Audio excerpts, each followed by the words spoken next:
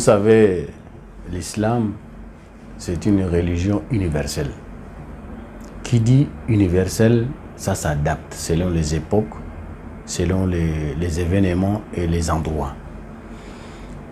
Dieu a envoyé le prophète Mohammed pas seulement pour les Arabes, ni pour les Blancs, ni pour les Noirs. Dieu disait dans le Coran, dans le Saint-Coran, « Wa ma arsalnaka illa rahmatan lil alamin » Nous t'avons envoyé comme une miséricorde pour l'humanité tout entière. Donc l'islam, c'est une religion universelle. Lorsque nous comprenons comme ça va être facile pour nous. Le prophète disait, « Innama bu'ithtu li utammima makarim al-akhlaq » Allah m'a envoyé pour parfaire la bonne moralité, pour parachever la bonne moralité, les bons comportements, les bonnes mœurs. L'islam n'est jamais venu pour abolir nos traditions, nos coutumes. Non.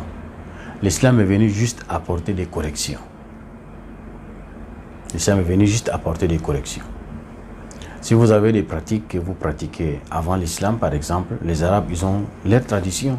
Les Arabes même, ils avaient leurs traditions. Les Africains, ils avaient leurs traditions.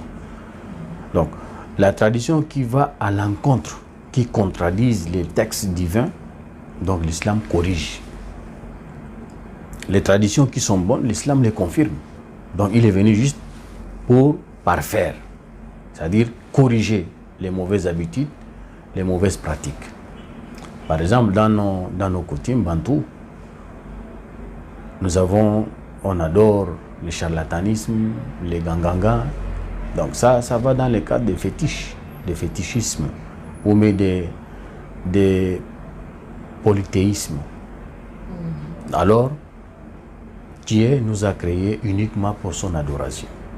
Donc si nous voyons des gens pratiquent des pratiques qui sont erronées, l'islam corrige.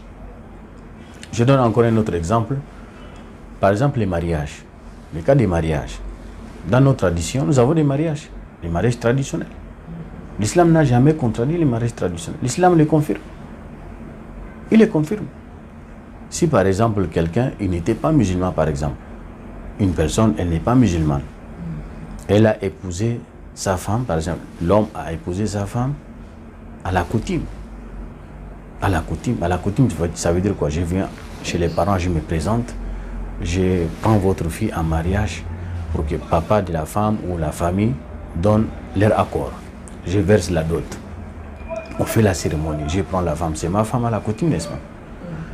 Lorsque, et au moment venir, lorsque ces couples se convertissent en islam, l'islam n'a jamais demandé qu'on refasse les mariages. L'islam confirme intégralement leur mariage qui a été célébré dans leur coutume. Donc, nous avons nos traditions, nos coutumes qui ne vont pas à l'encontre de l'islam. L'islam les confirme. Ce qui est bon pour le bon fonctionnement de la société, l'islam le confirme. Bon, lorsque vous dites marabout, il faut d'abord maintenant revenir pour comprendre l'essence des marabouts. Marabout, chez nous, ça veut dire quoi en fait? D'abord, le mot marabout, son originalité, c'est un mot arabe. Marabout, le mot marabout que nous avons l'habitude d'utiliser, son originalité, c'est un mot arabe.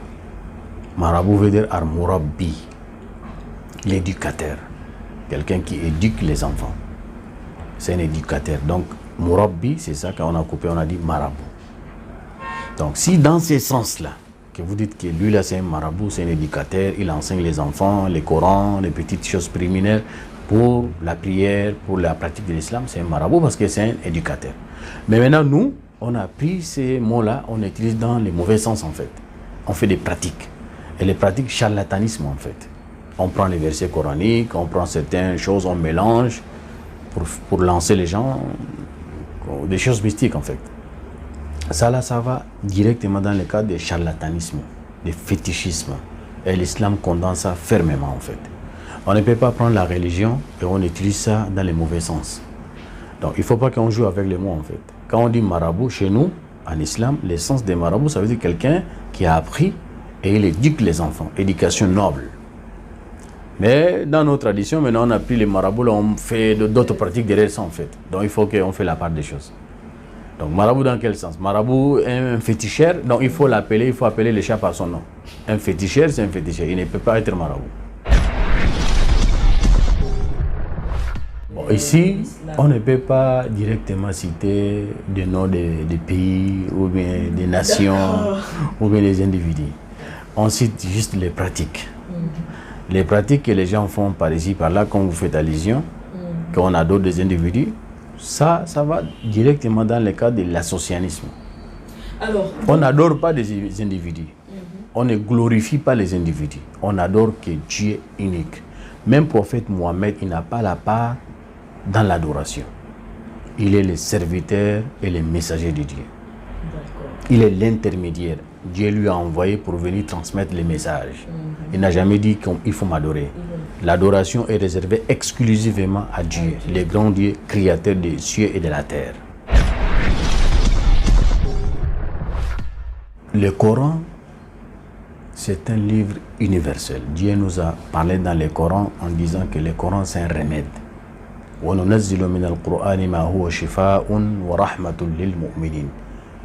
J'ai fait révéler le Coran comme un remède pour l'humanité tout entière, comme une miséricorde pour l'humanité tout entière. Maintenant, lorsque vous voyez des individus prennent le Coran, ils font dans les mauvaises pratiques, avec les versets coraniques, en collaboration avec les créatures invisibles, qui sont les génies, les djinns, ainsi que les diables, bannis. C'est pas l'islam qui cautionne ça. C'est pas l'islam qui cautionne ça. L'islam nous dit que lorsque vous avez des soucis, vous revenez vers Dieu. Vous êtes malade, on peut chercher le chemin de l'exorcisme. L'exorcisme existe dans l'islam. On utilise les versets coraniques, on utilise par exemple les récits des prophètes Mohammed, on les mélange, et donc on cherche les remèdes à travers ça. Parce que c'est la parole de Dieu. Et Dieu, il ne parle jamais dans ce qui est faux. Ce que Dieu dit, c'est la vérité. Il a dit le Coran, c'est des remèdes. Maintenant, vous prenez ça là, vous mélangez avec d'autres choses que l'islam ne reconnaît pas. Donc ça, c'est la pratique de la magie. La pratique de la sorcellerie. Donc voilà, c'est ça. Mais si vous utilisez rien que le Coran en faisant l'exorcisme, l'islam reconnaît ça. On fait l'exorcisme avec les versets coraniques. Avec les récits de notre prophète Mohammed. Les récits, c'est-à-dire les enseignements de notre prophète Mohammed. Avec le Coran qui a été révélé par Dieu. On peut mélanger les versets avec les récits des prophètes pour chercher les remèdes derrière ça. On est malade, tu es malade, tu as des problèmes, donc tu cherches à travers ça, oui. Vous avez des soucis pour chercher la facilité dans la vie, comme vous venez de dire. Oui, effectivement, il y a des versets que Dieu nous a dit, lorsque nous allons nous attacher à ces versets, donc Dieu va nous faire des grandes ouvertures. Parce que nous avons la forte conviction, c'est la parole de Dieu, en fait. Et tout cela, ça va dans le cadre de la repentance. Et tous les problèmes qui nous arrivent disent souvent à nos propres péchés, en fait. Si nous sommes pécheurs, nous cherchons à nous repentir devant notre Créateur, Allah. Ok, vous savez, l'islam, comme je disais tout à l'heure, c'est une religion universelle qui est venue s'adapter dans tous les milieux. L'islam s'adapte dans tous les milieux. Mais lorsque nous allons toucher dans le cadre du mariage, par exemple, l'islam a des règles. C'est une religion. Nous avons des règles. Nous avons une législation qu'il faut suivre, en fait. Dans le cadre du mariage, l'islam n'a jamais interdit qu'un homme musulman d'épouser une femme chrétienne ou juive. L'islam n'a pas interdit ça.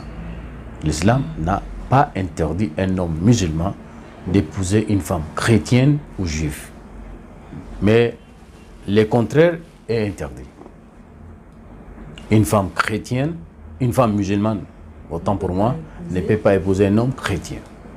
C'est la loi de Dieu, en fait. La loi de Dieu, elle n'est pas contestable. La loi de Dieu, elle n'est pas contestable. Parce que pourquoi? Dans un foyer, c'est l'homme le chef. C'est l'homme le chef de la famille. Même dans nos traditions, c'est l'homme le chef de la famille. La femme, elle est en dessous de l'autorité de l'homme. Mais quand je dis l'autorité, ce n'est pas parce qu'il est le chef de la famille qu'il doit abuser de ces dernières. Il est le protecteur de la famille. Il doit être serviable à sa famille. Il doit venir aux besoins de la famille. C'est lui le chef de la famille. Et donc, Dieu a voulu que l'homme qui est musulman, il n'a pas interdit à ces derniers d'épouser une femme qui est chrétienne. Il n'a pas interdit. Donc, personne ne peut se mettre aujourd'hui pour dire qu'un homme musulman ne peut pas épouser une femme chrétienne. Pourquoi? Parce que dans l'islam, il n'y a pas de contraintes dans la religion. L'islam n'a jamais venu pour contraindre les gens d'embrasser l'islam. Le prophète n'a jamais venu ici. Allah ne l'a pas envoyé pour venir contredire les gens. Il faut rentrer dans l'islam par la force ou bien on va vous tuer. Ça n'existe pas. Dieu lui-même l'a dit. Il a dit pas de contraintes dans l'islam. On propose. Oui. Le mot djihad, là où vous nous amenez dans un autre débat. Le mot djihad, c'est un mot général qui englobe beaucoup de choses. Le mot djihad ne veut pas dire combattre. Le mot djihad ne veut pas dire aller faire la guerre. Même si la guerre, elle est inclue dedans, dans le mot djihad. Mais le djihad veut dire beaucoup. Se combattre contre ta passion même, c'est un djihad. Sortir le matin pour aller chercher quoi à manger pour ta famille, c'est un djihad. C'est le combat de la vie, le combat quotidien. Ça rentre dans le cadre du djihad. Ne prenez pas seulement le mot djihad directement, vous dites que le djihad, c'est il faut aller tuer, massacrer. Non. Le prophète sallallahu alayhi wa sallam, lorsqu'il a terminé, il a achevé sa mission, il a dit, les petits djihad, nous l'avons déjà terminé. Il a dit, les petits djihad est déjà resté derrière nous, il nous reste les grands djihad. Les compagnons, ils étaient émerveillés, mais quel est le grand djihad qui reste? Il a dit, les grands djihad qui restent, il faut se battre contre notre passion. On va revenir dans donc le mot djihad, c'est un mot général en fait. Il ne faut pas dire directement, on entend toujours parler, non, lorsque vous dites qu'il n'y a pas de contraintes dans l'islam, mais il y a le mot djihad dedans. Djihad ne veut pas dire qu'il faut aller contraindre les gens de venir dans l'islam, non. On te propose, je dis, bon voilà ce que Dieu a dit. Les missionnaires, quand ils sont venus ici, ils sont venus avec la Bible, ils ont proposé. Il y a d'autres qui ont embrassé, les musulmans aussi la même chose, on propose. Si vous avez accepté, c'est tant mieux. Vous n'avez accepté, nous avons fait notre devoir. On peut cohabiter pacifiquement, l'harmonie, la concordance dans la famille. Vous pouvez trouver une seule famille, il y a des chrétiens dedans, il y a des musulmans dedans. La vie continue. L'islam n'a jamais venu contredire les gens, il faut rentrer dans l'islam par la force. On propose. À travers nos bons comportements, à travers nos mœurs, à travers notre façon de faire, si vous avez voulu rentrer dans l'islam avec nous, tant mieux. Donc, en matière de mariage, il ne faut pas qu'il y ait de confusion en fait. Et donc, ce que l'islam déconseille, c'est de vivre en concubinage. Si vous avez vu une femme qui vous plaise, vous l'avez aimée, même si elle est chrétienne, présentez-vous officiellement et vous l'épousez. L'islam n'a jamais interdit ça. Présentez-vous devant la famille, et tant que vous la prenez. Si vous avez constaté, par exemple, un homme s'est marié avec une femme qui n'est pas musulmane, chrétienne par exemple, et au fil du temps, la femme se convertit à l'islam, c'est la conviction.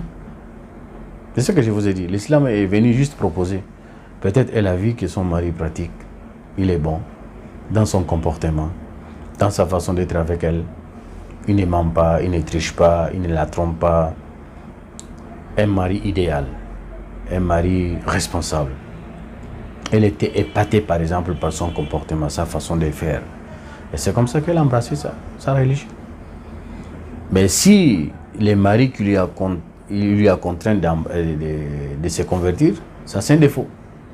C'est un défaut. On ne peut pas contraindre une personne, comme je disais tout à l'heure, on ne peut pas contraindre une personne de rentrer dans une religion. Maintenant, si elle-même, par conviction, qu'elle s'est convertie, il n'y a pas de problème.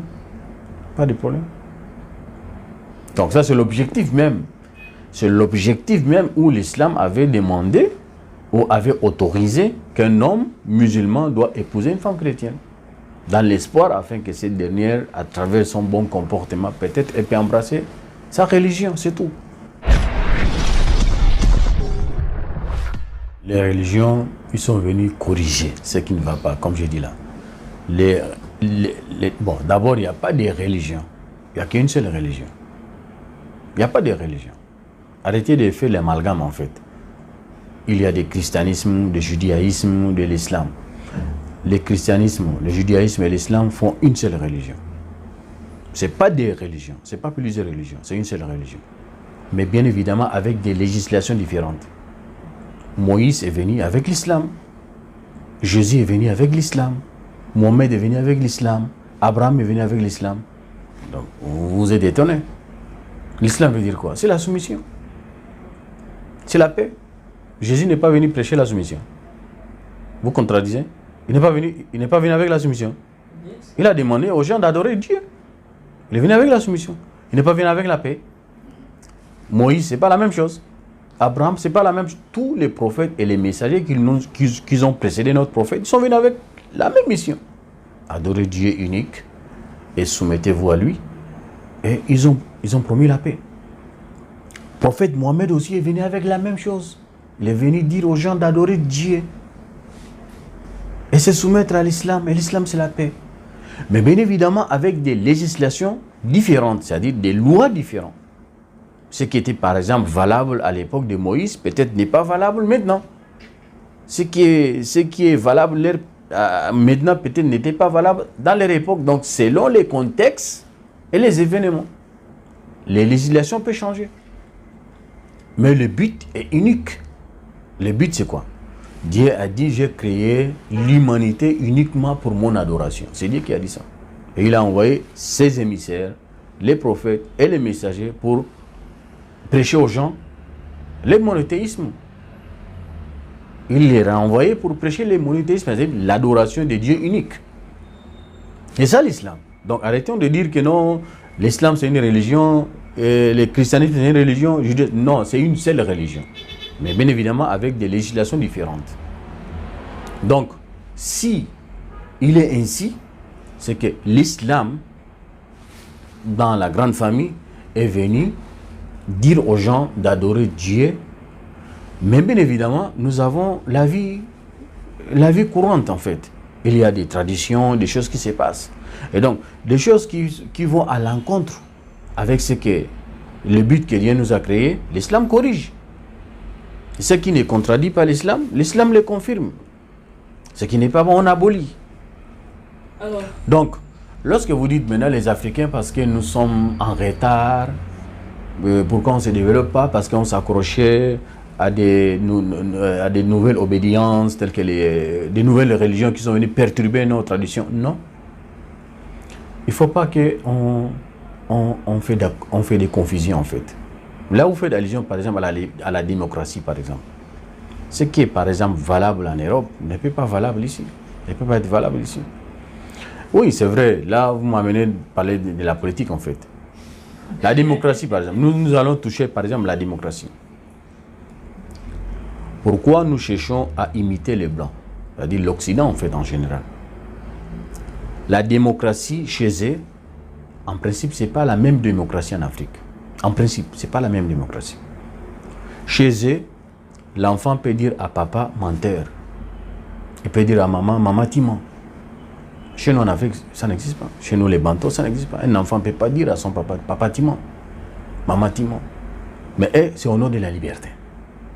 C'est au nom de la liberté. Donc, est-ce que la liberté n'a pas de limite? Quand on dit libre, on fait tout ce qu'on veut. Et ça va déborder. Ça va perturber le système en fait. Donc j'ai donné juste ces grandes lignes, cet exemple-là en matière, par exemple, de la tradition. Notre tradition en Afrique ici, c'est pas mauvais. C'est pas mauvais. Donc lorsque nous cherchons à être développés, on développe avec nos comportements. On se développe avec notre façon de faire, avec notre tradition. Si nous allons emporter des choses que nous, on ne connaît pas, c'est là où ça va nous amener des problèmes. Donc, il faut pas. Donc, quand vous dites, par exemple, vous faites allusion à ce qui se passe ailleurs, en fait. Pourquoi ici en Afrique, c'est-à-dire les difficultés qui nous amènent à ne pas se développer, par exemple, parce que la religion n'a jamais été obstacle. La religion n'a jamais été obstacle pour un peuple. Et ce que vous avez dit là, c'est des bonnes choses. Lorsque vous êtes dans cette tradition, on ne doit pas voler, on ne doit pas tuer, on ne doit pas aller chercher la femme de l'autre. C'est ça que l'islam est venu avec. Il faut d'abord comprendre l'essence des pardons. Les religions, ou bien la religion est venue enseigner les pardons. Mais les pardons là, a des conditions. Il y a des conditions. On pardonne bien évidemment. On pardonne par exemple quelqu'un qui vous a commis des torts. Quelqu'un qui vous a fait du tort. C'est la raison pour laquelle dans l'islam, il y a les droits des talions. Il y a les pardons et il y a les droits des talions. L'islam vous a dit, bon, vous avez la liberté, vous avez le pouvoir de réclamer que la justice soit restituée, la justice soit faite. C'est le droit des talions. Mais il vous a envoyé vers ce qui est meilleur pour vous. Lorsque vous pardonnez, c'est meilleur pour vous en fait. Quand vous avez l'esprit du pardon, vous êtes au-dessus. Vous êtes au-dessus. La vengeance n'a jamais arrangé une chose. La vengeance n'a jamais arrangé une chose. Nous tous, nous sommes conscients que nous allons mourir un jour. Et nous sommes tous conscients que nous allons être ressuscités un jour aussi devant un grand Dieu qui va nous juger. Qui va nous juger un jour. Nous avons cette conviction parce que nous sommes religieux en fait. Nous avons la religion. Et la religion, elle enseigne comme ça. Qui sème des bonnes semences ici, forcément il va récolter aussi ce qu'il a sémé ici dans ces bas mondes. Donc c'est la raison pour laquelle l'islam demande toujours le pardon.